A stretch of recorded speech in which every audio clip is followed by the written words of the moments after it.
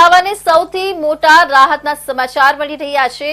વનકર્મીઓને બોલાવી ધમકી આપવાના ગુનામાં ધારાસભ્ય ચેતર વસાવાને ગુજરાત હાઈકોર્ટ તરફથી શરતી જામીન પર મુક્ત કર્યા છે।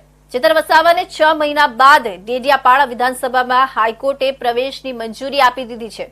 દેવ મોગરા માતાના દર્શન કરીને ભરૂચ કલેક્ટર ઓફિસ ખાતે ઉમેદવારી પત્ર ભરવા જશે। 19 તારીખથી ડેડિયાપાડા વિધાનસભામાં ચૂંટણી પ્રચાર શરૂ કરશે।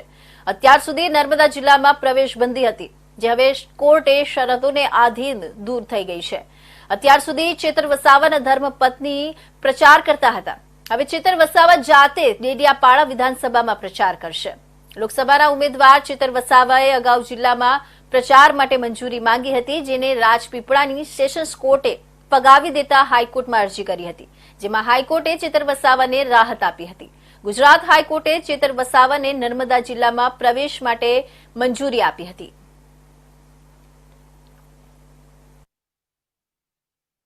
આજે મારે નામદાર ગુજરાત હાઈકોર્ટમાં જે આગલા કેસમાં મારે નર્મદા જિલ્લામાં પ્રવેશબંધીની શરતો હતી એને અપીલ કરી હતી અમે, ત્યારે આજે નામદાર ગુજરાત હાઈકોર્ટે મારી અરજીને ગ્રાહ્ય રાખીને મને મારા મત વિસ્તારમાં નર્મદા જિલ્લામાં પ્રવેશવાની મંજૂરી આપી છે। ત્યારે આજે મને મારા વિસ્તારના જનતાઓની વચ્ચે અને મારા પરિવાર, મારા ગામની વચ્ચે જ્યારે મારે પધારવાનું થયું છે ત્યારે મને ખૂબ જ આનંદ થયો છે।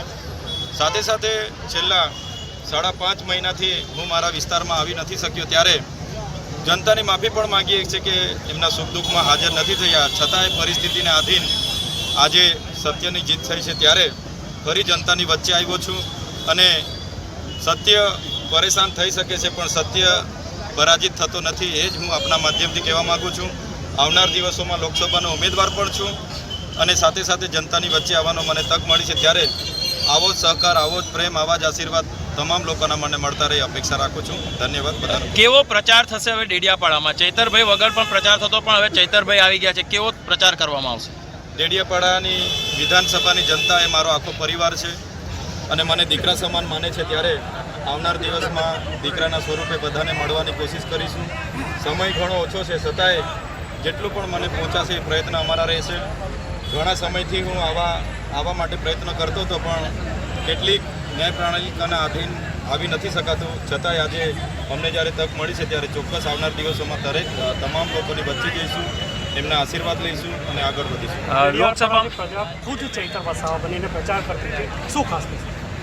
જે રીતે અમે ધારાસભ્ય ચૂંટાયા પછી લોકોની સુખ દુઃખમાં એમના કામો અમે કર્યા છે, ત્યારે જનતા ખરેખર અમારા પર આટલો વિશ્વાસ કરે છે, એ અમારા માટે બહુ મોટી વાત છે અને આવનાર દિવસોમાં એ લોકો બધા તૈયાર જ છે, છતાંય હું બધાને મળવાનો પ્રયત્ન કરીશ અને હજુ પણ વિશેષ બધા લોકો સમર્થન કરે અમારા પ્રયત્ન। ડેડિયાપાડાના લોકો ચૈતર વસાવાની માંગ કરતા હતા, હવે ચૈતર વસાવા આવી ગયા છે, કેવું રહેશે? મનસુખ વસાવા સામે પડકાર કેવા રહેશે?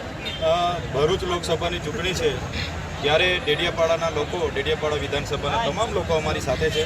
ડેડિયાપાડા વિધાનસભામાંથી 80% મત અમને મળશે એવું મને અનુમાન છે।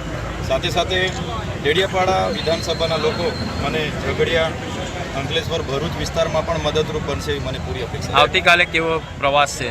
આવતીકાલે મારે યહામોગી માતા, દેવ મોગરા માતાની માનતા હતી કે હું ડેડિયાપાડામાં પગ મૂકું તો પહેલાં દર્શન એમના કરીશ, ત્યારે વહેલી સવારે 6 વાગ્યાની આરતીમાં હું ત્યાં પહોંચવાનો છું। ત્યાંની આરતી પતાવીને 7 વાગે ડેડિયાપાડા આવીશું અને ડેડિયાપાડા 8 વાગે બિરસા મુંડાજીની પ્રતિમાને ફુલહાર કરીને અમે ભરૂચ જવા માટે રવાના થઈશું। ડેડિયાપાડામાં હવે પ્રચાર ક્યારથી શરૂ કરશો? ડેડિયાપાડામાં પ્રચાર 19-20 તારીખથી અમે સ્ટાર્ટ કરીશું।